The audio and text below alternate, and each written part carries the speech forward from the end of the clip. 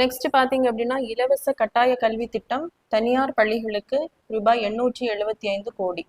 So இந்த topic பார்த்தீங்க அப்படின்னா குரூப் 1 மெயின் சிலபஸ் பேப்பர் 3 பாலிட்டியில் ஃபண்டமெண்டல் ரைட்ஸில் வந்து கவர் ஆகும். Fundamental rights. ஸோ இந்த இலவச கட்டாய கல்வி திட்டம் அப்படிங்கிறது எப்போ கொண்டு வந்திருப்பாங்கன்னா right to education act. So right to education act 2009 தான் கொண்டு வந்திருப்பாங்க. ஸோ எதன் அடிப்படையில் இந்த சட்டம் கொண்டு வந்திருப்பாங்க அப்படின்னா 2002ஆம் ஆண்டு 86வது சட்ட திருத்தத்தின்படி நம்ம கான்ஸ்டியூஷன்ல வந்து ஆர்டிகிள் 21A வந்து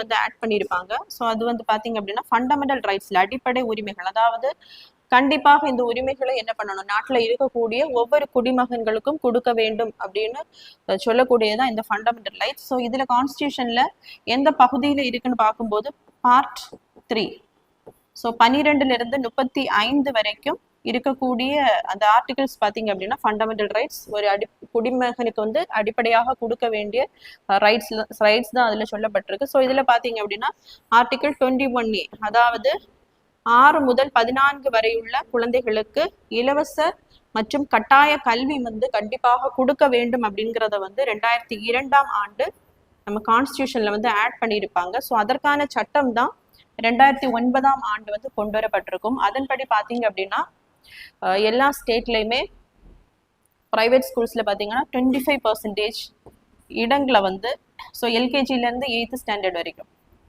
25% இடங்களை வந்து என்ன பண்ணுவாங்க அப்படின்னா அந்த ப்ரைவேட் இன்ஸ்டிடியூஷன்ஸ்லையுமே நலிவடைந்த மக்களுக்கு வந்து ஒதுக்கப்படும்.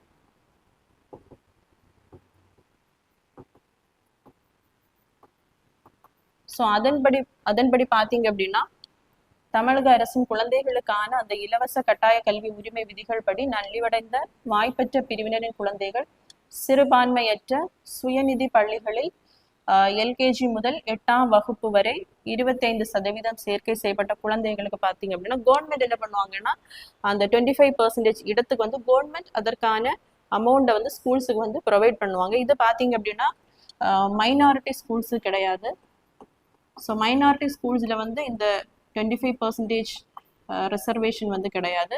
ஒன்லி இன் மெஜாரிட்டி ஸ்கூல்ஸில் மட்டும்தான் இந்த ரிசர்வேஷன் வந்து கடைபிடிக்கப்படும்.